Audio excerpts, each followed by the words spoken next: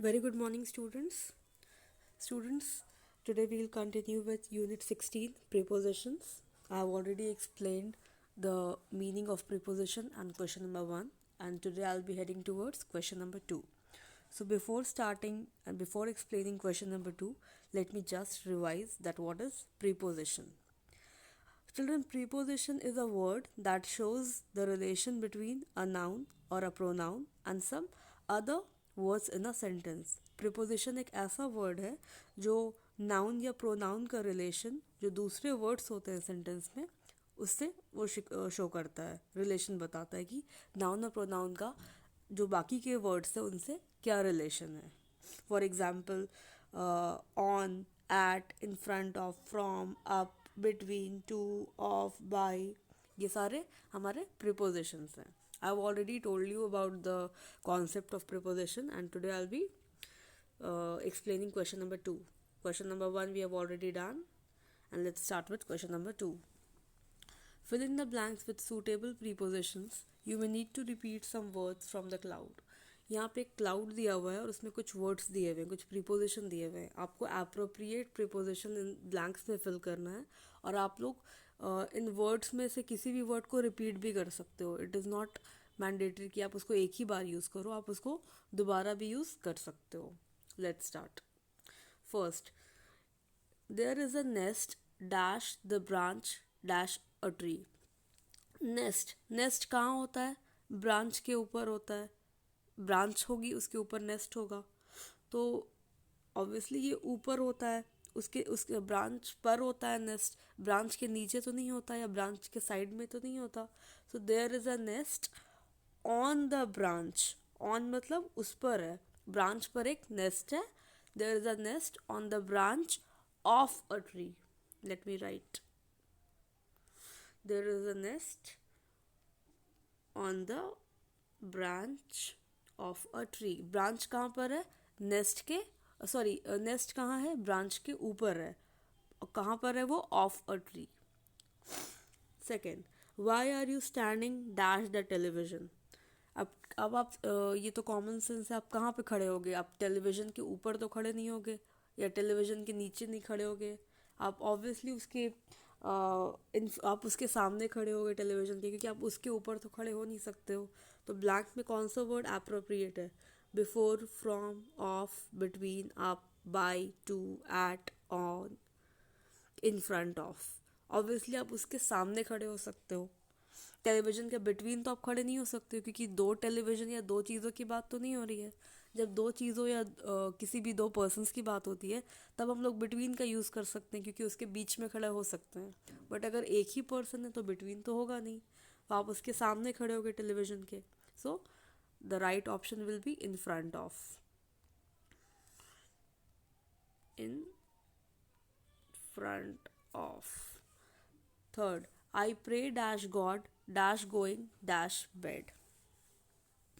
I pray to God, मैं God से प्रार्थना करती हूँ या मैं गॉड से प्रेयर करता हूँ. I pray to God before going to bed. Before, अब ऑब्वियसली अब आप बेड पे जाने से पहले ही प्रे करोगे, सोने के बाद तो आप प्रे करोगे नहीं.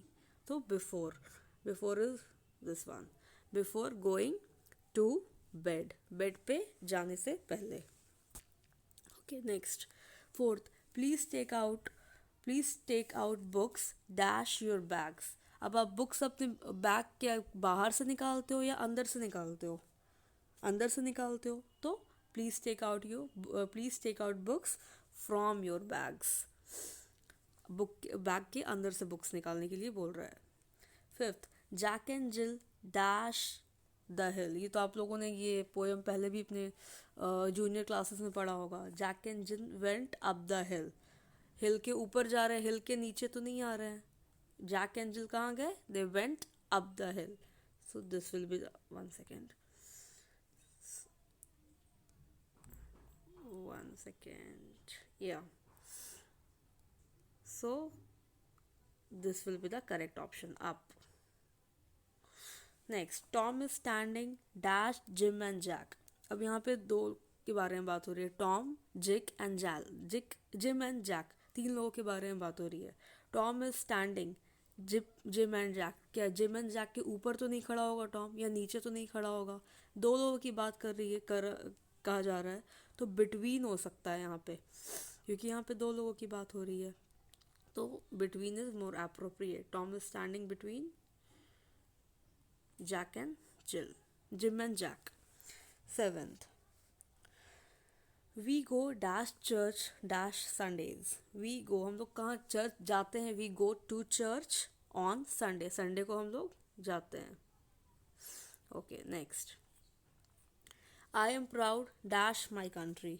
आई एम प्राउड क्या होगा यहाँ पे. Before, from my country, of my country. Of is appropriate. Between तो होगा नहीं. Up, by, to, in front of, and, और ये सब कोई भी अप्रोप्रिएट नहीं लग रहा है. तो I am proud of my country. Okay, next. He goes to school dash bus but I go dash foot. He goes to school. आप लोग भी बस, आप लोग स्कूल आते हो, बस से आते हो. He goes to school by bus, bus से जाते हैं, by bus. But I go on foot. अगर हम लोग पैर से चल के जाते हैं तो वो पैर पे हम लोग चल के जाते हैं, पैर से नहीं. पैर से पे चल के जाते हैं तो it will be on foot. Next, look the rainbow. यहाँ पे क्या होगा. Look the rainbow. Let us see the option. Look before the rainbow नहीं, फ्रॉम भी नहीं, ऑफ द रेनबो भी नहीं कहते हैं, बिटवीन तो पॉसिबल ही नहीं है. Up, by, to, at, in, on, in front of. Look at the rainbow. Look at the rainbow. Okay, so let's come to the third exercise. Choose the correct preposition and fill in the blanks. यहाँ पे आपके कुछ sentences दिए हुए हैं और blank में आपको दो options दिए हुए हैं. Two options are given and you have to choose the correct option and fill in the blanks. Blank. Okay. The first one. The Republic Day falls dash 26 January. अब यहाँ पे क्या होगा. At होगा या ऑन होगा. The Republic Day falls at 26 January. नहीं, हम लोग जब किसी भी डे का बात करते हैं, पर्टिकुलर डे का, तो वहाँ पे हम लोग ऑन लगाते हैं. तो the Republic Day falls on. Falls का मतलब ये नहीं होता है कि गिरना. यहाँ पे फॉल्स का नहीं, यहाँ पे फॉल का मतलब है कि Republic day is celebrated on 26 January. Republic day गिरता थोड़ी है, उसको हम लोग सेलिब्रेट करते हैं 26 जनवरी को. Right. Next, the airport is far away dash our area. The airport is far away to our area is appropriate या from our area. हमारे एरिया से एयरपोर्ट फार है तो it will be from our area. Next, please switch dash the light. Please switch dash.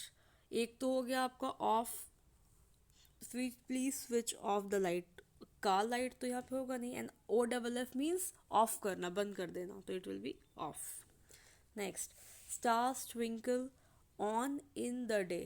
On the day या in the day, sorry in the sky. Stars कहाँ twinkle करते हैं. Sky के अंदर स्टार्स होते हैं, वहाँ पे ट्विंकल करते हैं. तो in the sky, in night या at night. At night. Fifth, Gandhi ji was born dash 22 October. Gandhi ji was born on 26 October या एट 26 अक्टूबर. मैंने यहाँ पे भी आपको बताया था ऑन और एट में. यहाँ पे आपने क्या यूज़ किया था. ऑन किया था. जब भी हम लोग कोई पर्टिकुलर डे का बात करते हैं वी यूज़. 1 सेकेंड. हाँ, तो whenever we are talking about any particular day we say on. Gandhi ji was born on 22nd October. 6, I go dash a daily walk. I go by a daily walk या for a daily walk. हम लोग daily walk पे जाते हैं ना, तो daily walk, for a daily walk, in the evening या on the evening.